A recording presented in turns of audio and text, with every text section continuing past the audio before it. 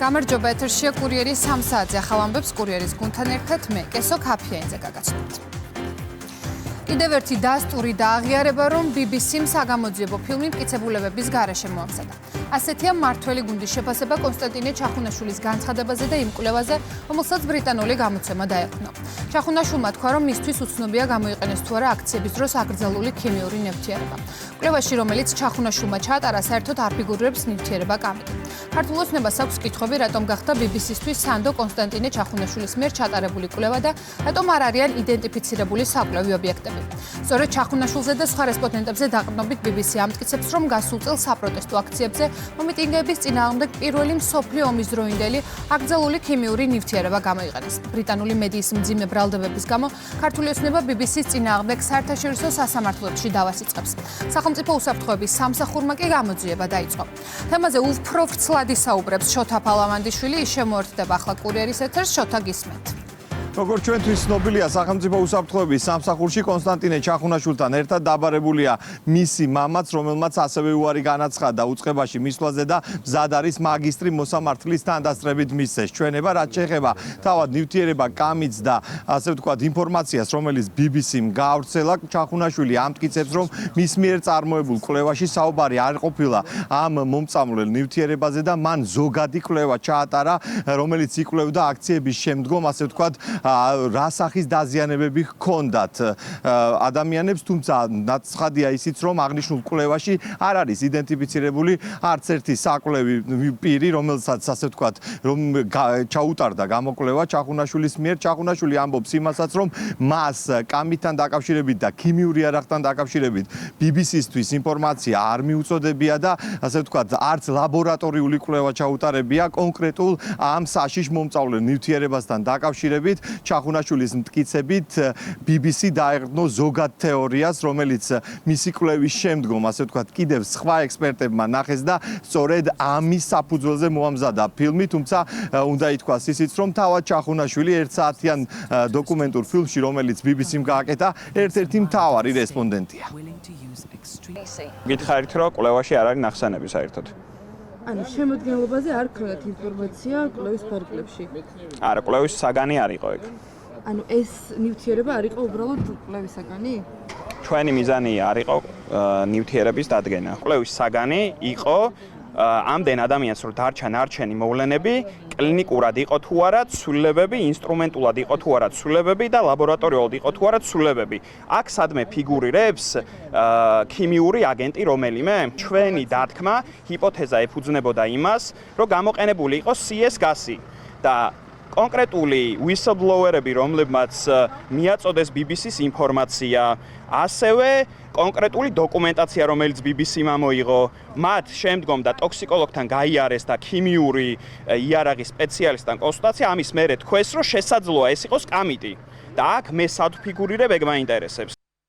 ჩახუნაშვილის კვლევა, ასევე ის სხვა აქტივისტები და ასე ვთქვათ, ოპოზიციურად განწყობილი პოლიტიკოსები და არასამთავრობო წარმომადგენლები არის დასტური იმისა მმართველი გუნდისთვის, რომ BBC-მ რეალურად ცალმხრივად მოამზადა აღნიშნული ფილმი, რადგან არ გაითვალისწინა არც ერთი კონტრარგუმენტი, რომელიც მმართველი გუნდის მიერ იქნა კონკრეტულად ჟურნალისტისთვის მიწოდებული, რადგან მმართველი გუნდის წევრების აზრით საქმე გვაქვს რეალურად მიზანმიმართულ დეზინფორმაციის კამპანიასთან, რომელსაც უნდა მოეხდინა საერთაშორისო ასპარეზზე საქართველოს იმიჯის დაზიანება. მმართველ გუნდში დარწმუნებულნი არიან, რომ გრძელვადიან პერსპექტივაში, როდესაც სასამართლო პროცესები გაიმართება, დადასტურდება, რომ BBC-მ დეზინფორმაცია მიზანმიმართულად გაავრცელა და მას შესაბამისი პასუხისმგებლობა მოუწევს.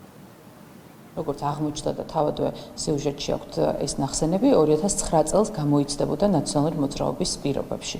აი ამის ფონზე, როდესაც სულ სხვა იყო შემსყიდველი, სხვა იყო ამის გამომყენებელი და გამომცდელი მოადგები ქართულ ოცნებას, რომელსაც არ შეუსყიდია, არც გამოუყენებია და არანაირი მტკიცებულება არ არსებობს ამისი.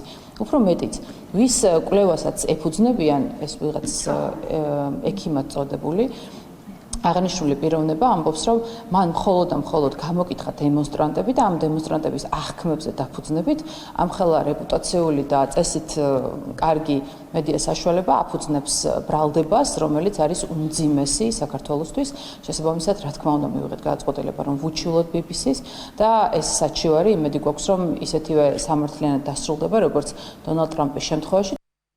BBC-ს მიერ გავრცელებულ ეგრეთ წოდებულ საგამოძიებო სიუჟეტთან დაკავშირებით გამოძიება საქართველოში სახელმწიფო უსაფრთხოების სამსახურმა დაიწყო აღნიშნულ საქმესთან დაკავშირებით, როგორც ცნობილია, მამაშვილი ჩახუნაშვილები სახელმწიფო უსაფრთხოების სამსახურში არიან დაბარებული. მადლობა შოთა, თქვენ უსმენთ შოთა ფალავანდიშვილს. და რა არის ქიმიური ნივთიერება კამიტი, რომლის შესახებაც BBC საუბრობს. კამიტი იგივე ბრომობენზილციანიდია, რომელიც მე-20 საუკუნის დასაწყისში გამოიყენებოდა. ითვლება ყველაზე მავნე და აგრესიულ ნივთიერებად. ბრომობენზილციანიდს მოიხსენებენ როგორც ქიმიურ იარაღს ცრემლსადენი ეფექტით. კამიტის ჩასუნთქვისას ვითარდება სასუნთქი გზების ლორწოვანის გაღიზიანება. თვალების წვავე, ინტოქსიკაცია, სუნთქვის უკმარისობა, გულის რითმის დარღვევა. უკიდურეს შემთხვევაში კომა და გარდაცვალება. არსებობს მონაცემები, რომ აღნიშნული ნივთიერება გამოიყენეს პირველ მსოფლიო ომში. ცენდის ქიმიური იარაღით გამოწვეული მასობრივი მსხვერპლი დაფიქსირდა ირან-ერაყის ომის დროს და ერაყის მიერ ქურთების ამბოხის ჩახშობის დროს. BBC-სთვის შეგნებულად იყო მიწოდებული ყალბი ინფორმაცია, რაც მიმართული იყო სახელმწიფო ინტერესების წინააღმდეგ, აცხადებს პრემიერ-მინისტრი. ირაკლი კობახიძის შეფასებით ამ ფაქტს შეიძლება მიენიჭოს დანაშაულის კვალიფიკაცია. ბრიტანული მედიის მასალებზე დასმული კითხვის საპასუხოდ შინაგან საქმეთა მინისტრმა განაცხადა, რომ 2024 წლის აქციების დროს ჯანმრთელობისთვის საშიში არანაირი ნივთიერება არ ყოფილა გამოყენებული. მისივე თქმით, უწყებას ეგრეთ წოდებული კამიტი არასდროს შეუსყიდია. სამწუხაროდ BBC, რომელიც იყო თავის დროზე მაღალი რეპუტაციის მქონე ტელევიზია, დღეს ასეთ სიცრუეს ავრცელებს, უფრო დეტალურ ინფორმაციას გაავრცელებს ამ თემაზე, რა თქმა უნდა, შინაგან საქმეთა მინისტრი, შინაგან საქმეთა სამინისტრო, მაგრამ წინასწარ შემიძლია გითხრათ, რომ სამწუხაროდ BBC-ს ხელით გავრცელდა აბსოლუტურად ტყუილი ინფორმაცია. არ შეიძლება BBC, საერთაშორისო მედია, ხელმძღვანელობდეს იგივე სტანდარტებით, როგორც ხელმძღვანელობენ ფეიქ ტელევიზიები საქართველოში, ხო? თუმცა ჩვენ ხედავთ, რომ აბსოლუტურად გათანაბრებულია სტანდარტები, უარყოფითი გაგებით, მარტივი ტყუილით შეიძლება იკადროს ტელევიზიამ, BBC-მ ამ შემთხვევაში. თავისთავად ის ფაქტი, რომ ჩახუნაშვილის დასკვნას ეყრდნობა BBC, ეს უკვე მეტყველებს ამ ტელევიზიაში სტანდარტების დონეზე, ხო? ეს დონე არის ძალიან დაბლა დასული. ყველა ძალიან კარგად მოიხსენება, რომ მამაშვილი ჩახუნაშვილები არიან რადიკალური აქციების მომხმარვალე მონაწილეები. ერთ-ერთი მათგანი მონაწილეობდა პრეზიდენტის სასახლეზე შტურმში. როდესაც ასეთ ადამიანებს ეყრდნობა BBC, ეს უკვე ტრაგიკული მოვლენაა. რა ნივთიერებები იყო გამოყენებული ჯერ ერთი პირველ რიგში ეს ნივთიერებები არის შეძენილი 2009 წელს, მაგრამ რაც შეეხება კონკრეტულ დასახელებულ ნივთიერებას, იმ ნივთიერებას საერთოდ არ შეიცავს ეს კონკრეტული, ასე ვთქვათ, მასალა. აქედან გამომდინარე, შინაგან საქმეთა სამინისტრო დეტალურად გეტყვით იმას, თუ რა ტყუილი გაავრცელა BBC. რაც შეეხება ნივთიერება კამიტი საერთოდ არ ყოფილა გამოყენებული. ეს ნივთიერება ეს არის მარტივი სიყალბე. დანარჩენზე დეტალურად გაცნობებთ შინაგან საქმეთა მინისტრი. BBC-ს ყველაფერი დეტალური ჩვენ გავეცით BBC-ს თავის დროზე გუნდმა გასცა დეტალური პასუხი, თუმცა საერთოდ არ გამოიყენეს, ისინი დაეყრდნენ კონკრეტული ექსტრემისტების, კონკრეტული დეტალური ინფორმაცია გაუზიარეთ BBC-ს ყველაფერთან დაკავშირებით, თუმცა BBC დაეყრდო მამაშვილი ჩახუნაშვილების განცხადებას და არა ჩვენს პასუხს. ეს ყველაფერი ადასტურებს იმას, რომ BBC მიმოქმედა როგორც ფეიქ ტელევიზია. გავრცელებული ბრალდება, რომელიც შეეხება შინაგან საქმეთა სამინისტროს მხრიდან აქციის მონაწილეების წინააღმდეგ აკრძალული ნივთიერების ეგრეთ წოდებული კამიტის გამოყენებას არის სრული აბსურდია, სიცრუე, არანაირი სიმართლე ამას არ შეესაბამება. მე პირადად გავეცანი ყველა დოკუმენტაციას, ყველა შესყიდვას, რომელიც კი განხორციელებულა მიმართულებით და სრული პასუხისმგებლობით და დარწმუნებით შემიძლია გითხრათ, რომ არასდროს საქართველოში შინაგან საქმეთა სამინისტროს არ შეუსყიდია ეგრეთ წოდებული კამიტი. სახელმწიფო უსაფრთხოების სამსახურმა დაიწყო გამოძიება მოგეხსენებათ. რა თქმა უნდა, დაინიშნება ყველა შესაბამისი ექსპერტიზა, გამოიკითხება ყველა ადამიანი და გაიცემა აბსოლუტურად ყველაფერს. ბატონი ვახტანგი რასაც გულისხმობდა 2009 წელს არის სხვადასხვა ნივთიერებების შესყიდული, უბრალოდ გაგისურვოთ იმედები და ეს არ არის კამიტი. რამდენიმე ადამიანმა ერთმანეთში ბოდიში და იჭორავა და ამაზე რაღაცა პროცესები აიგო. მე დარწმუნებით კიდევ ერთხელ სრული პასუხისმგებლობით გეუბნები. ყველა დოკუმენტაცია შეგვიძლია გამოძიებას გადავცეთო. არ არსებობს საქართველოში არასდროს არ შესყიდულა აღნიშნული ნივთიერება, ეგრეთ წოდებული კამიტი. ქართული ოცნება თინა ხიდაშელისა და მისი ორგანიზაციის ანტისახელმწიფოებრივ ქმედებებზე საუბრობს. როგორ იყენებენ ირანული კომპანიები საქართველოს სანქციების გვერდის სასავლელად. ამ სათაურით კვლევა სამოქალაქო იდეა მოამზადა და პარტნიორებთან გაგზავნა, მათ შორის არსებული ინფორმაციით დოკუმენტი გაიგზავნა ამერიკის სახელმწიფო დეპარტამენტშიც. თავდაცვის ყოფილი მინისტრი და მისი ორგანიზაცია ამტკიცებს, რომ საქართველოს ხელისუფლება ირანულ კომპანიებს სანქციებისგან თავის არიდებაში ეხმარება. ამის დამადასტურებელ ფაქტებად კი კვლევაში მოყავს საქართველოს პრემიერის ვიზიტი ირანში და საგარეო ვაჭრობა. მართველი გუნდი უარგუმენტო და აბსურდულ ბრალდებებზე საუბრობს, რომელსაც უცხო ქვეყნების ინტერესებს უკავშირებენ. დღესვე ქართულ ოცნებაში გაიხსენეს ისიც, რომ ხიდაშელის ორგანიზაცია ტაივანიდანაც ფინანსდებოდა. სახელმწიფო დეპარტამენტში არავითარი ანგარიში არ გაგვიგზავნია და არავის ჩვენ ანგარიშებს ესე არ უგზავნით მისამართს. გვაქვს ეგრეთ წოდებული დისტრიბუციის სია, რომელზეც 1500 ადამიანია მთელი მსოფლიოდან და ამაზე ვაგზავნით. მათ შორის, რა თქმა უნდა, ყოფილ დონორებთან ორგანიზაციას დონორები არ აყავს ამჟამად. არის თავარი არგუმენტი, ზუსტად იგივე, რაც ჩინურ კომპანიებთან დაკავშირებით გვაქვს. საქართველოს ხელისუფლება უარს ამბობს, რომ სკრინინგი გაუკეთოს კომპანიებს სხვადასხვა ირანული ვებგვერდებიდან, სადაც პირდაპირ ღიად ხდება საქართველოს რეკლამირება, როგორც ქვეყნის, სადაც თუ დაარეგისტრირებენ ბიზნესს, შეუძლია თავი აარიდონ ყველანაირ სანქციებს. იქ საუბარი იყო ვიზიტებზეც, ხომ? პრემიერის ვიზიტიც რა თქმა უნდა, ვიზიტებზე ეს უკვე პოლიტიკური შემადგენელი. თინა ხიდაშელი არის უცხოური გავლენის აგენტი, ქვეყნის ღალატი მისთვის არ არის უცხო მოვლენა, აქედან გამომდინარე ეს ანგარიშები, რა თქმა უნდა, არავის გვიგერს, რაც შეეხება სპეკულაციებს, იგივე ვიზიტის თემით, ხო? თქვენ ძალიან კარგად მოგეხსენებათ, რომ იმ ვიზიტში მონაწილეობდნენ ასევე სომხეთის და აზერბაიჯანის ლიდერები, თუმცა იქ თინა ხიდაშელებს არ დაუწყიათ სპეკულირება ამ თემით და არც საერთაშორისო თინა ხიდაშელებს დაუწყიათ სპეკულირება ამ თემით. ხო, ეს არის სამარცხვინო ღალატი, რომელსაც უცხოური გავლენის აგენტები ჩადიან უკვე მრავალი წელია. არც ერთი მათგანი საქართველოს მხრიდან დაფარული არ ყოფილა. ვიზიტები დაფარული ვერ იქნებოდა, იმიტომ რომ საჯაროდ მოხდა. და რაც შეეხება ვაჭრობას, ვაჭრობის მონაცემებსაც ჩვენი სტატისტიკის უწყება ყოველწლიურად აქვეყნებს. რა ვაჭრობა გვაქვს, რა შემოსავალია აქედან, როგორი თვითმფრინვა არის და ასე შემდეგ. არც ეს არის დაფარული. ეხლა ეს არის ძალიან იაფფასიანი ტაივანის მიერ დაქირავებული ადამიანის რაღაცა ნარატივი, რომელიც არის იმდენად მდარე ხასიათის და იმდენად დაბიო ხასიათის, რომ კომენტარსაც კი არ საჭიროებს. რა ინფორმაცია გაამჟღავნა ასეთი საკუთარი ქვეყნის სტატისტიკის უწყება აქვეყნებს ამას ყოველწლიურად და ყოველკვარტალურად ვითარ ვაჭრობთ, რამდენს ვაჭრობთ და რას ვაჭრობთ. პარლამენტის თავმჯდომარე ალეკო ელისაშვილი საქმესთან დაკავშირებით სოციალურ ქსელში პოსტს აქვეყნებს.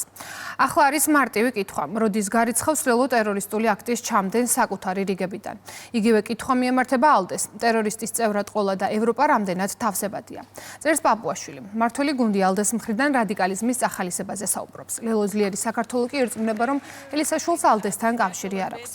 რა პოლიტიკური შეფასებები კეთდება თემაზე, ამას ანუკა ბუავა მოგვიყვება, ანუკა ეთერში ხარ. ალეკო ელისაშვილის საქმეზე, რომელსაც ტერორისტული აქტის მოწყობის მცდელობას ედავებიან, დღეს კომენტარი გააკეთა საქართველოს პრემიერ-მინისტრმა ჟურნალისტების შეკითხვის საპასუხოდ. ირაკლი კობახიძემ აქცენტი გააკეთა სწორედ ალდეზე, რაზეც საუბრობს ახლა ამ შემთხვევაში პარლამენტის თავმჯდომარე. როგორც პრემიერ-მინისტრმა თქვა, ალდე ახლა უნდა წუხდეს იმაზე, რომ მის შემადგენლობაში მყოფი პარტიის, ამ შემთხვევაში ლელოს ძლიერი საქართველოს ერთ-ერთი ლიდერის მხრიდან ადგილი ჰქონდა ტერორისტული აქტის მცდელობას ქვეყანაში, თუმცა როგორც მთავრობის მეთაური ამბობს, ამის ნაცვლად იმისა, რომ ალდემ რაიმე პოზიცია გამოხატოს ამ საკითხთან, ამ დანაშაულებრივ ქმედებასთან დაკავშირებით, ეს ალიანსი დაკავებული არის ახლა დეზინფორმაციის და ყალბი ამბების გავრცელებით, რაც არის ირაკლი კობახიძის თქმით ყოვლად მიუღებელი და დაუშვებელი. ალდე დღეს უნდა წუხდეს სწორედ ამაზე, რომ მისი წევრი პარტიის ერთ-ერთი ლიდერი ტერორისტულ აქტს აწყობდა, ჩვენი ქვეყნის დედაქალაქში. ამაზე უნდა წუხდეს ალდე, თუმცა ალდე ცდილობს სიყალბეზე დაყრდნობით გადაიტანოს აქცენტები, რაც მეტყველებს იმ ტრაგიკულ მდგომარეობაზე, რომელიც კონკრეტულად ამ ევროპულ პარტიაშია შექმნილი. რას აპირებს ალდე ეს ჯერჯერობით არის გაურკვეველი ან საერთოდ რა რეაქცია ექნება მოიმოქმედებს თუ არა რაიმეს ელისაშვილის ქმედებასთან დაკავშირებით თუმცა დღეს ძლიერ საქართველოში თავის მართლების რეჟიმში არიან ლელოში ითქვა რომ ალეკო ელისაშვილს არანაირი შეხება არ აქვს ამტკიცებენ ყოველ შემთხვევაში რომ არანაირი შეხება არ აქვს ალდესთან მეორეს მხრივ ისინი ამბობენ რომ ელისაშვილის ქმედება არის მათთვის კატეგორიულად მიუღებელი თუმცა ამის მიუხედავად ისინი ირწმუნებიან იმასაც, რომ არ წყვეტენ თანამშრომლობას კოალიციის ფარგლებში ალეკო ელისაშვილთან. ალეკო ელისაშვილის როგორც ერთი ადამიანის ქმედება, რომელიც არის ერთი ადამიანის თავგანწირული ქმედება, უკიდურესი, კანონსაწინააღმდეგო, ჩვენთვის არის ჩვენი პოლიტიკური ბრძოლის ფორმებისთვის მიუღებელი, თუმცა ადამიანური თანადგომა ალეკო ელისაშვილს როგორც ჩვენს თანამებრძოლს აქვს. მისი პარტია მოქალაქეები და ჩვენი პარტია ლელო ვრჩებით პოლიტიკურ ერთობაში. ჩვენ ვართ ალდეს წევრი. ალეკო ელისაშვილს არანაირი შეხება ალდესთან არ აქვს. ალეკო ელისაშვილი არის ინდივიდუალური გამოვლინების აქტი იმ რადიკალიზმისა, რომელსაც კრებსითად მუდმივად ვხედავთ როგორც ლელოს, ასევე მათი მფარველი საერთაშორისო დედაპარტიების, იგივე ალდეს შემთხვევაში. ეს პარტიები, როგორც შიდა, ასევე გარე მფარველები, მუდმივად ახალისებდნენ და მხარს უჭერდნენ რადიკალიზმს, ამიტომ მათ წიაღში გამოიზარდა ალეკო ელისაშვილის და ფორმირდა აი ეს ექსტრემიზმი, რომელსაც ეგონა რომ გარკვეულწილად წარმატებით დაასრულებდა და შემდეგში უნდა გვენახა როგორი აღფრთოვანებით და ტაშისკვრით მიესალმებოდნენ ლელოს ლიდერები, რომ აი ეს ვითომ ეგრეთ წოდებული მისი პროტესტის გამოხატვა წარმატებით შეასრულა, მაგრამ იმ შემთხვევაში, როდესაც მას აღმოუჩინეს და შესაბამისად შეაჩერეს ეს ტერორისტული აქტი, რა თქმა უნდა, ახლა ყველა გვერდზე გადგა, თუმცა დარწმუნებული ვართ, რომ ვერ გაბედავენ და არც აქვთ სურვილი, რომ გაემიჯნონ ამ ტერორისტულ აქტს და თავისი სიტყვა თქვან ამ ყოველფრის შეფასებაში. როგორც მოისმინეთ, სახელმწიფო გუნდი, როგორც ალდეს, ასევე ლელო ძლიერ საქართველოს მიიჩნევს რადიკალიზმის მომხრე და მხარდამჭერ გაერთიანებებად შესაბამისად ქართულ ოცნებაში არ აქვთ მოლოდინი, რომ ერთის მხრივ ლელოს, მეორეს მხრივ კი ალდეს გაერთიანებას ალიანს, რომლის შემადგენლობაშიც არის სწორედ ძლიერი საქართველო, რაიმე რეაგირება ექნება ელისაშვილის დანაშაულებრივ ქმედებასთან დაკავშირებით. რაც შეეხება თავად ალეკო ელისაშვილს, მას ტერორისტული აქტის ჩადენის მცდელობას ედავებიან, აღკვეთის ღონისძიების სახით კი პატიმრობა გუშინ შეეფარდა. მადლობა ანუკა, თქვენ უსმენთ ანუკა ბუალას. თბილისის საქალაქო სასამართლოში მტკვარი ჰესის საქმეზე გიორგი ბაჩაშვილის სასამართლო პროცესი გაიმართა. საქმის არსებითი განხილვის ფარგლებში დღევანდელ პროცესზე ბრალდების მხარის მოწმეს მოусმინეს, რომელიც თანაინვესტირების ფონდის თანამშრომელია. დაკავებული ბაჩაშვილი ბრალს არ აღიარებს, ბრალდების მხარე კი არაერთ მტკიცებულებაზე საუბრობს, რომელიც პროკურორის განცხადებით დაკავებულის დანაშაულს ადასტურებს. გიორგი ბაჩაშვილს მტკვარი ჰესის საქმეზე ბრალდება სისხლის სამართლის კოდექსის 220 პრიმა მუხლის მეორე ნაწილით აქვს წარდგენილი, რაც სპეციალური უფლებამოსილების მქონე პირის მიერ სამსახურეობრივი მოვალეობის შეუსრულებლობას ან არაჯეროვნად შესრულებას გულისხმობს, რამაც მძიმე შედეგი გამოიწვია. დღეს დაიკითხა მოწმე ფინანსური ექსპერტი, რომელიც 2014 წლიდან დღემდე, ანუ 11 წელია მუშაობს თანაინვესტირების ფონდში და მან რამდენჯერმე დაასაბუთა, რომ მტკვარი ჰესის პროექტი მიუხედავად იმისა, რომ ჭიანურდებოდა დროში, ფინანსურად მომგებიანი იყო ყველა ეტაპზე და დღესაც არის მომგებიანი. საქმეში არ არის წარმოდგენილი არც ერთი დოკუმენტი, რომელიც დარღვეული არის დაუშვათ შესრულების ეტაპზე გიორგი ბაჩაშვილის მიერ და დღეს კიდევ ერთხელ დადასტურდა, რომ ნებისმიერი გადაწყვეტილება, რომელიც მიიღებოდა, იყო კოლეგიალური, რასაც ჩვენ პირველივე პროცესიდან ვაცხადებდით. გიორგი ბაჩაშვილის პასუხისმგებლობა დასტურდება და იკეთება კანონმდებლობის მიხედვით, იმიტომ რომ კანონმდებლობა ამბობს, რომ გენერალური დირექტორი არის აბსოლუტურად ყველა გადაწყვეტილებაზე, კონკრეტული საწარმოს მართვაზე, გონიურულობაზე და ასე შემდგომ პასუხისმგებელი და წერტილი. სამართლებრივადაც, დოკუმენტურადაც, წესდებითაც, ხელშეკრულებითაც გიორგი ბაჩაშვილი იყო პასუხისმგებელი მთლიანად პროექტის განხორციელებაზე. მან ეს ვერ განახორციელა მისი ზერელი დამოკიდებულების გამო და ამან გამოიწვია ძალიან ცუდი შედეგები. უხეშად რომ თქვა დაახლოებით 140 მილიონი ამერიკული დოლარი უნდა გამძლარიყო და შემდგომ 100 მილიონ დოლარზე მეტით გაიზარდა მისი ღირებულება. შესაბამისად რიცხვები მხოლოდ ხარჯის და ღირებულების კონტექსტში ყველაფერზე თვითონ მეტყველებს. განათლების მინისტრმა ზოგადი განათლების რეფორმის ეროვნული კონცეფციის პრეზენტაცია გამართა. რეფორმის ფარგლებში გამოიკვეთა 8 გამოწვევა და შემუშავდა მათი მოგვარების გზები და გეგმები. დღესვე განათლების სისტემაში რამდენიმე სიახლე დაანონსდა რეფორმის მიხედვით მე-12 კლასი ნებაყოფლობით იქნება. მე-11 კლასში კი სწავლება იქნება გაძლიერებული და ინტენსიური იმ საგნებზე, რომლებიც ეროვნულ გამოცდებზე ჩაბარდება. დღესვე გახდა ცნობილი, რომ ერთსა და იმავე დისციპლინაში იქნება საერთო სახელმძღვანელო. ასევე სატესტო რეჟიმში პირველიდან მე-6 კლასის ჩათვლით სავალდებულო იქნება სასკოლო ფორმა. გივი მიქანაძის თქმით, სამინისტრომ გასული 6 თვის განმავლობაში შერჩევითობის პროცედურის გავლით შერჩე ექსპერტთა ჯგუფები მათთან მოხდება შემუშავებული დოკუმენტის განხილვა, საბოლოო ვერსია კი წარადგინება მთავრობას. მინისტრის თქმით, სასკოლო რეფორმა იქნება ყოვლის მომცველი. დოკუმენტი რამდენიმე თვიანი მუშაობის შემდეგ მომზადდა. კომპონენტია და გამოწვევაა გამომდინარე გადასასვლელად, რასაც ქვია პროფესიული ზოგადი განათლების რეფორმის გარეშე უმაღლესი განათლების სისტემის რეფორმირება არის შეუძლებელი. თუ სკოლის მერხიდან არ შეიძინა მოსწავლემ ის ცოდნა და ის უნარები, რომელიც მას მოგვიანებით გამოადგება ის პროფესიულ საქმიანობაში, რა თქმა უნდა, მთლიანობაში სისტემა ვერ იქნება წარმატებული. აქედან გამომდინარე, ჩვენ განსაკუთრებული მნიშვნელობა მივანიჭებთ ზოგადი განათლების რეფორმას. ეს დოკუმენტი მომზადდა იგივე პრინციპით, როგორც შემუშავდა უმაღლესი განათლების რეფორმის კონცეფცია, ძალიან მოკლედ და ლაკონურად არის განსაზღვრული 8 ძირითადი გამოწვევა, რომლის წინაშე დგას ზოგადი განათლების სისტემა და მის საფუძველზე არის განსაზღვრული 8 პასუხი ამ გამოწვევებზე. მე მინდა მადლობა გადავუხადო პირადად მინისტრს ბატონ გივი მიქანაძეს და მთლიანად სამინისტროს გუნდს, ყველა იმ ადამიანს, რომელიც ჩართული იყო ამ კონცეფციის შემუშავებაში.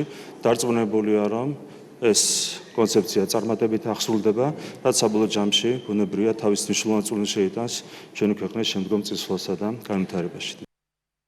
მთავარი მიზანი და აქცენტირება არის ზოგადი განათლების ეროვნული მიზნების დოკუმენტი.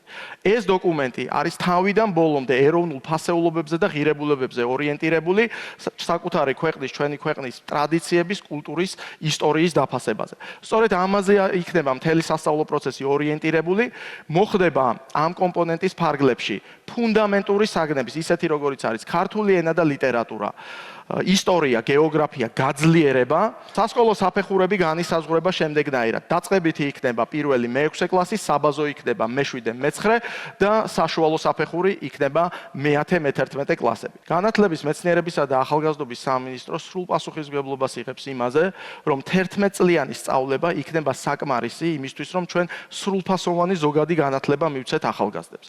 ამავდროულად ჩვენ ნებაყოფლობით კომპონენტს დავტოვებთ, რომლითაც ყოველი წლის მარტში გავხსნით სარეგისტრაციო ბადეს, სადაც ნებისმიერ დაინტერესებულ პირს შეიძლება დარეგისტრირდეს, თუ მას ექნება სურვილი, რომ მე-12 კლასშიც ისწავლოს და შესაბამისად მე-12 კლასი მათთვის სპეციალურად გაიხსნება შემდეგ სასწავლო წელს და ამით მათ ინტერესებსაც დავაკმაყოფილებთ. ჩვენ შემოგვაქვს მე-11 კლასში ეგრეთ წოდებული რეპეტიტორიუმი, როდესაც ბავშვებს ექნებათ შესაძლებლობა, რომ ისწავლონ მხოლოდ იმ საგნებში, რაც უნდა ჩააბარონ ეროვნულ გამოცდებზე და ეს იქნება ინტენსიური ერთწლიანი სასწავლო პროგრამა, რომელიც საშუალებას მისცემს თითოეულ მოსწავლეს, რომ მაქსიმალურად ჩაერთოს და მათ აღარ უნდა დასჭირდეთ დამატებით სკოლის გარეთ სასწავლო პროცესებში ჩართვა, იმიტომ რომ მთელი სასწავლო პროცესი ორიენტირებული იქნება სწორედ იმ საგნებზე და იმ მასალაზე, რომელიც ეროვნული გამოცდების პროგრამასთან იქნება ყველაზე ახლოს დაკავშირებული. მეორე ნაბიჯი, ეს არის სისტემური და განახლებადი რესურსები. ჩვენ 2-3 წლის განმავლობაში ყველა სახელმძღვანელოს შევცვლით სკოლაში. დაიწერება სრულიად ახალი სახელმძღვანელოები. ამისთვის სამინისტრომ გასული 6 თვის განმავლობაში შერჩევითობის პროცედურების გავლით შეარჩია ექსპერტთა ჯგუფები სხვადასხვა დისციპლინის მიხედვით და სამინისტრო აიღებს პასუხისმგებლობას დაწეროს სახელმძღვანელოები და ეს სახელმძღვანელოები დაინერგოს შემდეგი სტანდარტით. ერთი სახელმძღვანელო ყველა სკოლაში ერთი და იმავე დისციპლინაში. შავი ზღვის წყალქვეშა კაბელის პროექტს, რომელმაც საქართველოსა და ევროპის ელექტროენერგეტიკული სისტემები უნდა დააკავშიროს, ევროკომისიამ ორმხრივი ინტერესის პროექტის სტატუსი მიანიჭა. რაც ევროკომისიის განმარტებით ევროპასა და მის ფარგლებს გარეთ ენერგეტიკულ კავშირს გააძლიერებს. პროექტი სამხრეთ-აღმოსავლეთ ევროპასა და რუმინეთს საშუალებას მისცემს ისარგებლონ გაფართოებული საექსპერტო შესაძლებლობებით და განახორციელონ ელექტროენერგიით ვაჭრობა. ევროკომისიის გადაწყვეტილებას ეხმაურება საქართველოს ენერგეტიკის ყოფილი მინისტრი. დავით მირცხულავა წერს, რომ ქართული პროექტისა და იდეისთვის აღნიშნული სტატუსის მინიჭება ქვეყნის დიდი გამარჯვება. პროექტის მნიშვნელობაზე ისაუბრა პრემიერ-მინისტრმა. შავი ზღვის კაბელის პროექტი ძალიან მნიშვნელოვანია ჩვენი ქვეყნისთვის. აქედან გამომდინარე აქტიურად ვარ ჩართული ამ პროექტის პირველი ფაზის განხორციელებაში, წინასწარ ხდება ვითარების შესწავლა. რა თქმა უნდა, ჩვენ მზად ვართ, რომ გავაგრძელოთ თანამშრომლობა ევროპულ სტრუქტურებთან ამ პროექტის განხორციელების კუთხით. კარგია, რომ მათ საკუთარი საინტერესო პროექტების ნუსხაში შეიტანეს, ორმხრივი ინტერესის პროექტების ნუსხაში შეიტანეს ეს პროექტი. პარლამენტის თავმჯდომარე ინდოეთში ვიზიტის ფარგლებში ინდოეთის პარლამენტს ეწვია. საქართველოს დელეგაციას მიესალმნენ და პატივი მიაგეს ინდოეთის პარლამენტის ზედა და ქვედა პალატის ხდომებზე. ჩოლო პაპუაშვილმა ჩანაწერი გააკეთა ინდოეთის პარლამენტის საპატიო სტუმართა წიგნში. ცერემონიული ნაწილის შემდეგ საქართველოს პარლამენტის თავმჯდომარე ინდოეთის პარლამენტის ქვედა სახალხო პალატის თავმჯდომარე შეხვდა. მხარეებმა დადებითად შეაფასეს საქართველოსა და ინდოეთს შორის ორმხრივი ურთიერთობები, რომლებიც სხვადასხვა მიმართულებით ვითარდება. პარლამენტის თავმჯდომარე ინდოეთში დელეგაციასთან ერთად ოფიციალური ვიზიტით იმყოფება. საქართველო-ინდოეთის ორმხრივი ურთიერთობების ისტორიაში ეს საქართველოს უმაღლესი თანამდებობის პირის პირველი ოფიციალური ვიზიტია. ჩვენი დღევანდელი შეხვედრები, რა თქმა უნდა, ძირითადად ეწუნება ეკონომიკურ ურთიერთობებს. ინდოეთი მსოფლიოს ერთ-ერთი უდიდესი ეკონომიკა გახლავთ და მნიშვნელოვანი არის, რომ საქართველოს როგორც შუა დერეფნის ძირითადი რგოლი ამ მხრივ იყოს საინტერესო ინდოეთისთვის ევროპასთან დასაკავშირებლად. პარლამენტები ყოველთვის ასრულებენ მნიშვნელოვან როლს იმისთვის, რომ შექმნან შესაბამისი პოლიტიკური გარემო მათ შორის ეკონომიკური ურთიერთობებისთვის და ვფიქრობ, რომ ეს თემები კიდევ უფრო დაახლოებს ჩვენს პარლამენტებს და ჩვენს ქვეყნებს. თბილისის მერის ოფიციალური ვიზიტი უნგრეთში გრძელდება. დღეს კახაკალაძე პარლამენტის წევრი და პოლიტიკური პარტია ფიდესის დირექტორ შეხვდა. შემდეგ კი უნგრეთის საგარეო საქმეთა მინისტრთან ერთად უნგრელი ფეხბურთელის იოზეფ ბოჟიკის ძეგლს გახსნის. ვიზიტის ფარგლებში უნგრეთის პირველ დიპლომატთან კახაკალაძემ ოფიციალური შეხვედრა უკვე გამართა. წარმატებული ვიზიტი მიმდინარეობს უნგრეთის დედაქალაქ ბუდაპეშტში. მოგეხსენებათ, რომ უნგრეთი არის ჩვენი ძალიან დიდი პარტნიორი და ძალიან დიდი მეგობარი. ბოლო წლების განმავლობაში განსაკუთრებით წამოიწია ეს მეგობრობა. ძალიან ბევრი უსამართლო გადაწყვეტილება იქნა დაბლოკილი უნგრეთის მხრიდან და მომავალში ჩვენ მივიღეთ დაპირება, რომ ყველანაირი უსამართლობა იქნება დაგმობილი ევროკავშირში. ასევე ძალიან მნიშვნელოვანია, ჩვენ გვაქვს ძალიან კარგი ეკონომიკური ურთიერთობა. უნდა გავაღრმავოთ ეს ურთიერთობა, იქნება არის პოტენციალი იმისა, რომ ჩვენი ვაჭრობა გავზარდოთ, როგორც ექსპორტის, ასევე იმპორტის კუთხით. გარემოს დაცვისა და სოფლის მეურნეობის მინისტრი კი ისრაელის სახელმწიფოში ოფიციალური ვიზიტით იმყოფება. ვიზიტის ფარგლებში დავით სონღულაშვილმა ისრაელის ქნესეთში შეხვედრები გამართა. ქნესეთის თავმჯდომარესთან მინისტრმა ორი ქვეყნის მეგობრული და პარტნიორული ურთიერთობების გაღრმავების შესაძლებლობები, სავაჭრო ეკონომიკური თანამშრომლობის ახალი მიმართულებები და რეგიონული სტაბილურობის საკითხები განიხილა. დავით სონღულაშვილი ისრაელის ქნესეთის საქართველო-ისრაელის მეგობრობის ჯგუფისა და ეკონომიკური კომიტეტის ხელმძღვანელს და იერუსალიმის პატრიარქ თეოფილე მესამეს შეხვდა.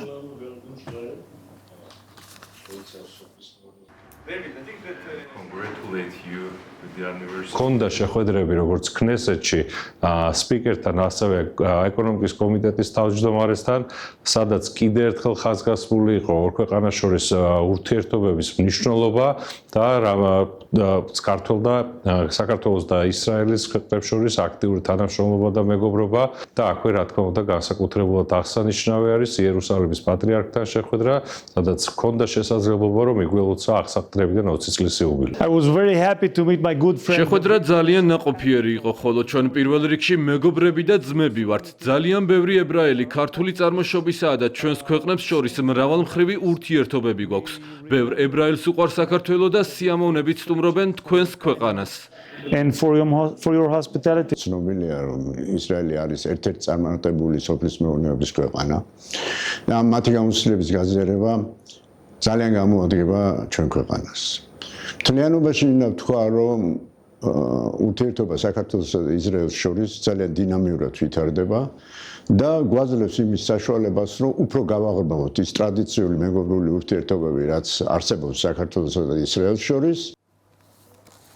საქართველოს ტერიტორიაზე ატმოსფერულ ჰაერში მტვრის მყარი ნაწილაკების კლების ტენდენცია ფიქსირდება. ინფორმაციას ამის შესახებ გარემოს ეროვნული სააგენტო ავრცელებს. უწყების ცნობით დღევანდელი მაჩვენებლებით ატმოსფერულ ჰაერში მტვრის მყარი ნაწილაკების კლების ტენდენცია დაფიქსირდა, რაც მეტეოროლოგიურმა პროცესებმა განაპირობა. 1 დეკემბერს დღის მეორე ნახევრიდან დასავლეთ საქართველოს უმეტეს და აღმოსავლეთ საქართველოს ზოგიერთ რაიონში დაფიქსირდა ნალექი წვიმის სახით. პოლიციამ ნარკოტიკული საშუალებების უკანონო შეძენა შენახვის რეალიზაციისა და ხელშეწყობისა და საქართველოში უკანონო ჩემოტანის ბრალდებით 7 პირი დააკავა. დაკავებულებს შორის არიან როგორც საქართველოს, ასევე უცხო ქვეყნის მოქალაქეები. სამართალდამცველებმა ჩხრეკის შედეგად მიმტკიცება დამოიღეს სარეალიზაციოდ გამზადებული განსაკუთრებით დიდი ოდენობით სხვადასხვა სახის ნარკოტიკული საშუალება. დანაშაულები 20 წლამდე ან უვადო თავისუფლების აღკვეთას ითვალისწინებს. შინაგან საქმეთა სამინისტროს მიერ ჩატარებული გამოძიებით დადგინდა, რომ ბრალდებულებმა უკანონოდ შეიძინეს და ინახავდნენ დიდი და განსაკუთრებით დიდი ოდენობის ნარკოტიკულ საშუალება მეთადონს, ტეტრაჰიდროკანაბინოლს, ფსილოცილინის შემცველ სოკოს, ლიზერგიტს, დიმეთილტრიპტამინს, ბუპრენორფინს და გამომშრალ მარიხუანას. გატარებული ღონისძიებების შედეგად სამართალდამცველებმა აღნიშნული ნარკოტიკული საშუალებები ამოიღეს.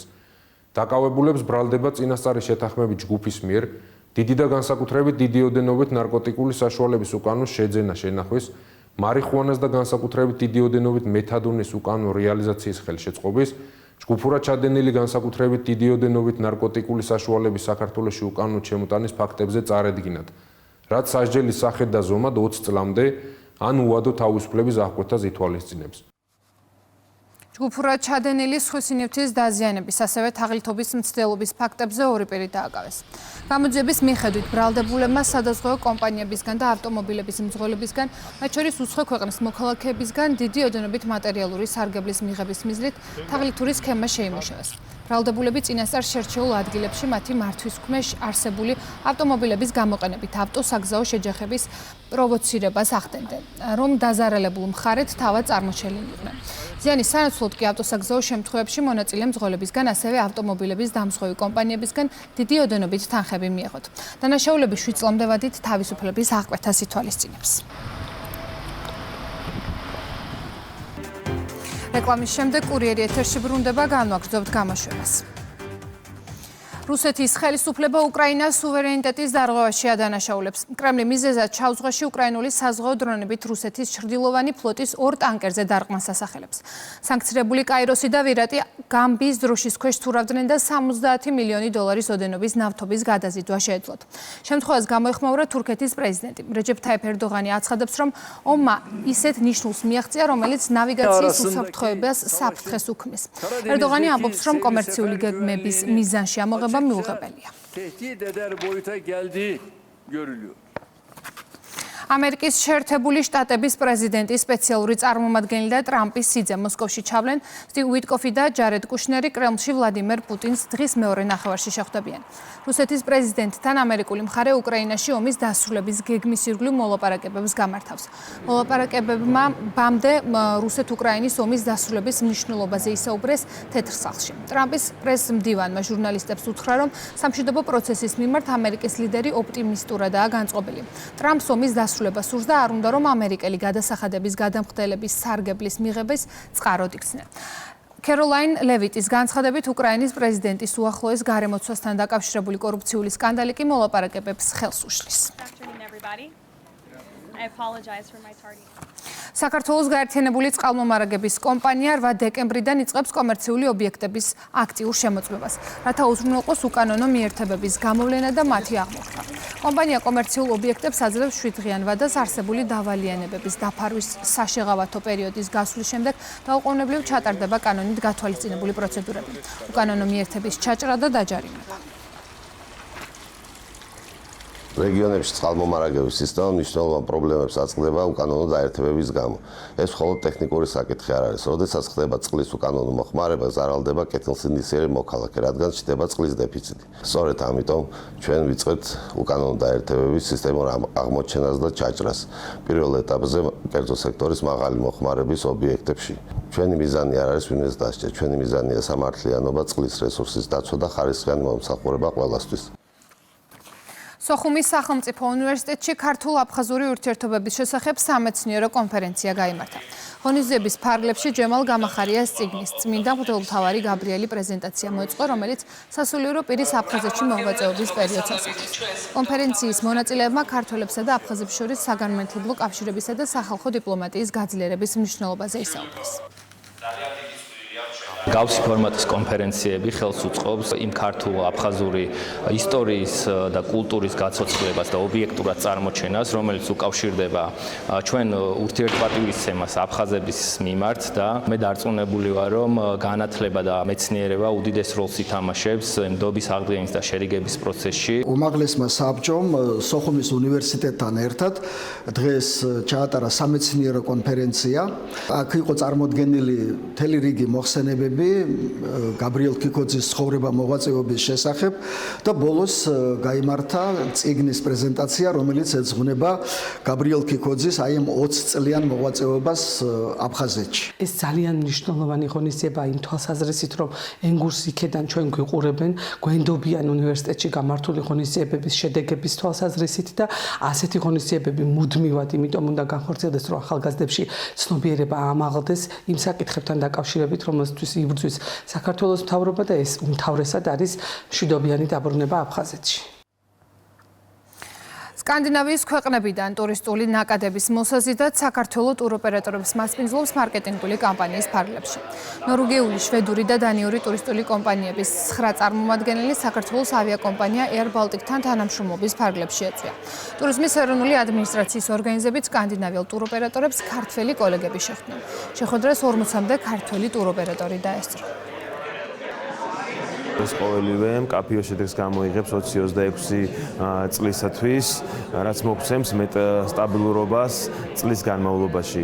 მსგავსი ღონისძიებები არის ფართო კავშირი და საერთო მიზანი, როგორც კერძო, ისე საჯარო სექტორისათვის, რომ გახდეს საქართველოს მეტად პოპულარული. კურიერი 3-ზე ამით დასრულებულია. ჩვენ ერთმანეთს 6 საათზე შევხვდებით. მანამდე კი ყველა სიახლეს გაეცანით რუსთავი 2.ჭ.